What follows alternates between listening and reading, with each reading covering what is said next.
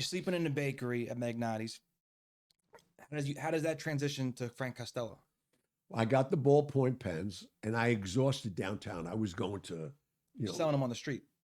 sell them. No, I came up with a clever idea. I was selling them on the streets. And then I remember I used to see people with paydays come with real envelopes with money. They didn't get paid by checks then. Mm-hmm. So I went to the couple of banks, like Marine Midland Bank, Mr. Pinto, and I got the schedules of when you got paid. And shut up on payday. And I'd show up on payday. Very smart kid. Which was all scattered. And so I'd go to different offices three times a day. But it got to be that after a while, I'd walk up to these girls, or even a guy, and they wouldn't even say no to me. They just opened the drawer and they had so many pens. We're good. We're good on pens for now. So one day I went uptown. I took the N train at Canal and Broadway and got off at 59th Street. With a briefcase full of on pens? The park side. And I walked, and there was the Sherry Netherlands. I stayed there for 2 years in front of that door, man. I made more money on that door. And every morning, a guy called Frank Costello would come and get a shine. He'd cross town. He was living at the Majestic on the west side. And he'd stop there, get a shine. What, his shoes?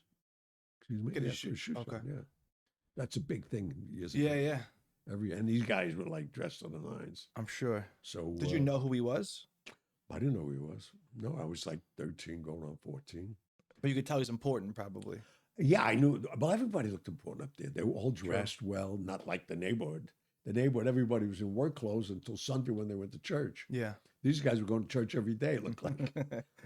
And every day he would come,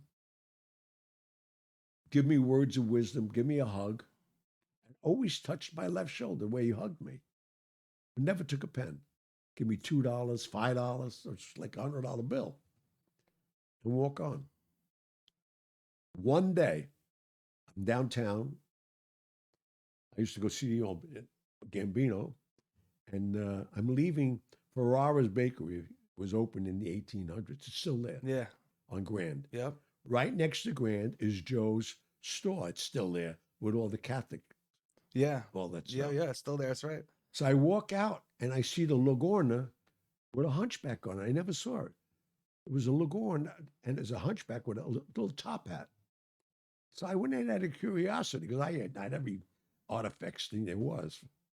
And I said, Joe, what's this? He said, I just got him from Sicily. I said, why is it a hunchback? They said the Sicilians are superstitious. They're touching a cripple. Well, the blood drained from my face because I thought this guy liked me. That's why he was touching me. So now that day I leave and I'm going to the train. I had about 3 blocks to go. And they were selling rabbit's feet at the train station. So I grabbed one for like 10 cents. I took a pink one, I put it in my pocket.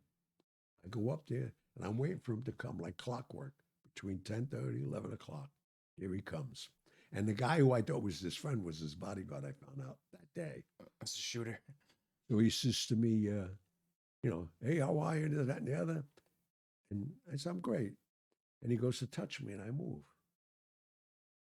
And he looks at Blackie. He goes to touch me again and I move. He says, what's the matter with you? It's not the matter with me. I said, what's the matter with you? He says, what are you talking about? I said, what do you think? I'm some kind of freak? He said, what are you talking about? He said, you know who I am? I said, I don't know. I don't know who you are, and I don't care who you are. I thought you liked me.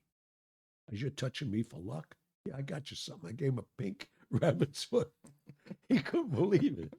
He says, you're 13 at this point, right? Do you know who I am? I said, you asked me that already. I don't care. Probably like, what the fuck is going on? Yeah, so he's saying, listen, I don't want you doing this no more. What's your name? Oh, he asked me that first. He says, what's your name? I said, Gianni Russo. He says, who's Angelo Russo to you? And he says, my uncle. He says, oh, yeah, when'd you see him last? I said, when did I see him last? I said, you know my uncle? He says, yeah. I said, well, then you know I didn't see him. He said, how would I know that? Because they hung him in 1947 in Sicily. So he says, Blackie, take that cigar box. But you ain't taking my cigar box. He gives me 3 100. I had a wad this thick.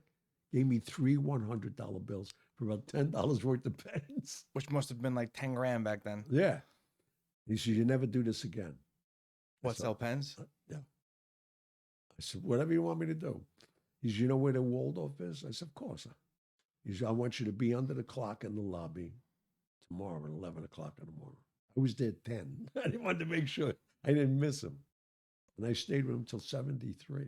He took you under his wing right there. Right then and there. What year was that, you said? This was 54, 55. You did 20 years with him. Yeah. Holy shit.